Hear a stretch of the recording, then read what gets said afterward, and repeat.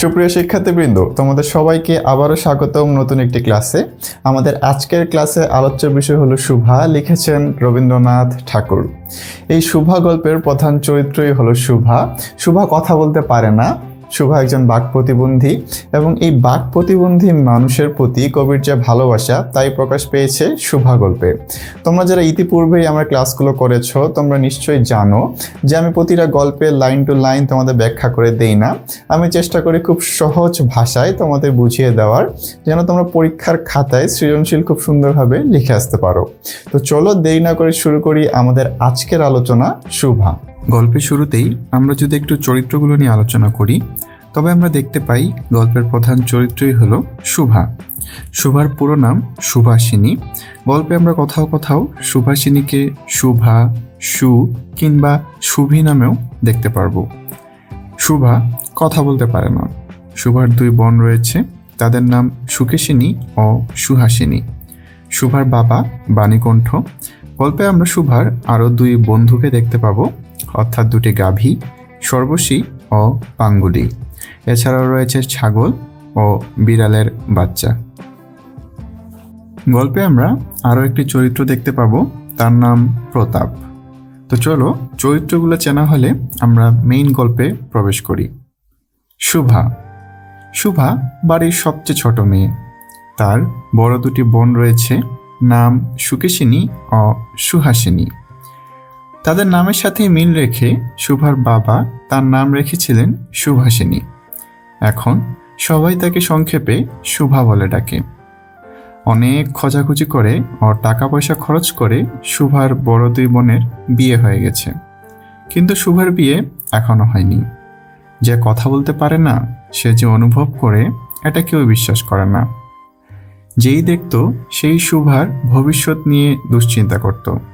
শুভা ছোটবেলা থেকেই ভেবে নিয়েছিল যে সে হলো সৃষ্টিকর্তার অভিশাপ। সবার কাছ থেকে শুভা নিজেকে লুকিয়ে রাখত। শুভার মা শুভাকে নিজের একটি ত্রুটিস্বরূপ হিসেবে দেখত। শুভার মা তার প্রতি ছিল বড়ই বিরক্ত। তিনি শুভাকে গর্ভের কলঙ্ক বলে মনে করেন। কিন্তু শুভার পিতা বাণীকণ্ঠ ছিলেন ব্যতিক্রম। তিনি অন্য মেয়েদের তুলনায় শুভাকে একটু বেশি ভালোবাসতেন। শুভা কথা বলতে পারত না, কিন্তু তার বড় বড় পাপড়িযুক্ত দুটি কালো চোখ ছিল এবং শুভা যখন কোনো কিছু বলতে চাইতো তার ঠোঁট দুটি কেঁপে উঠত। শুভা মুখ দিয়ে কথা বলতে না পারলেও তার চোখ দেখলেই যেন বোঝা যেত সে কি বলতে চায়। শুভা চুপচাপ, শব্দহীন এবং সঙ্গীহীন। কেউ তার সাথে খেলা করত না। সবাই শুভাকে এক প্রকার ভয়ই পেত। শুভাদের বাড়ি নদীর পাশেই। শুভা কাজকর্ম শেষ করে যখনই সুযোগ পায় নদীর তীরে এসে বসে। প্রকৃতি যেন শুভার হয়েই কথা বলে। শুভার যে হাতে গোনা কয়েকজন কাছের বন্ধু ছিল না তাও কিন্তু নয়। গোয়ালঘরের দুটি গাভী সর্বশী ও পাঙ্গুলি ছিল শুভার অনেক কাছের বন্ধু। শুভা কি বলতে চায় তা মানুষের চেয়েও ভালো বুঝত তারা। শুভা প্রতিদিন নিয়ম করে 3 বার গোয়ালঘরে যেত। বাসায় কেউ গালিগালাজ করলে অথবা শুভার মন খারাপ হলে শুভা গোয়ালঘরে তার সেই বন্ধুদের কাছে যেত। এছাড়াও শুভার ছিল একটি ছাগল ও বিড়ালের বাচ্চা। মানুষের মধ্যে শুভার আরও একটি বন্ধু জুটেছিল, তার নাম প্রতাপ। প্রতাপ ছিল অত্যন্তই অকর্মণ্য একটি চরিত্র। সে যে কাজকর্ম করে সংসারের উন্নতি করবে সে আশা প্রতাপের বাবা মা ত্যাগ করেছে অনেক আগে। প্রতাপের প্রধান শখই ছিল ছিপ ফেলে মাছ ধরা, কারণ এতে অনেক সময় বসে বসেই কাটানো যেত। এদিকে শুভাও নদীর তীরে বসে থাকত, যার ফলে প্রতাপের সাথে শুভার প্রায়ই দেখা হইত। প্রতাপ শুভার মর্যাদা বুঝিত, কারণ শুভা কথা বলতে পারত না এবং মাছ ধরার সময় শুভার থেকে ভালো সঙ্গী আর কেউ হতে পারে না। এই জিনিসটা প্রতাপ খুব ভালো মতোই বুঝত। প্রতাপ শুভাকে আদর করে সু বলে ডাকত। শুভা তেঁতুল তলায় বসে থাকত এবং প্রতাপ ছিপ ফেলে পানির দিকে তাকিয়ে থাকত। শুভা নিজ হাতে সাজিয়ে প্রতাপের জন্য পান নিয়ে আসত। শুভার খুব ইচ্ছে হতো প্রতাপকে কোনো কাজে সাহায্য করতে। শুভা প্রতাপকে জানাতে চায় যে পৃথিবীতে সেও একজন প্রয়োজনীয় লোক।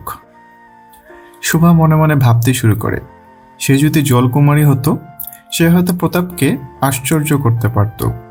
প্রতাপের জন্য সে সাপের মাথার মণি নিয়ে আসত।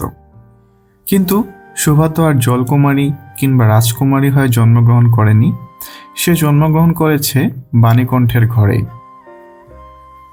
দিন দিন শুভার বয়স ক্রমেই বেড়ে চলেছে। শুভা নিজেই নিজেকে দেখছে, ভাবছে, নানা রকম প্রশ্ন করছে। শুভা নিজেই যেন নিজেকে বুঝে উঠতে পারছে না। এদিকে শুভার বিয়ে নিয়ে শুভার বাবা মা চিন্তিত। লোকজনও শুভাকে নিয়ে নিন্দা করা শুরু করলো। একদিন শুভার বাবা মা শুভাকে নিয়ে আলাপ আলোচনা করলো। আলোচনা শেষে শুভার বাবা বিদেশে গেলেন কিছুদিনের জন্য। বিদেশ থেকে ফিরে এসে তিনি শুভাকে বললেন, চলো কলিকাতায় চলো। একথা শুনে শুভা প্রচণ্ড মন খারাপ হলো। এরই মধ্যে একদিন বিকেলে মাছ ধরতে ধরতে প্রতাপ শুভাকে বলল, কিরে শু, তোর নাকি বর পাওয়া গেছে, তুই বিয়ে করতে যাচ্ছিস, দেখিস আমাদের ভুলিস নে আবার। একথা শুনে শুভা মনে প্রচণ্ড কষ্ট পেল।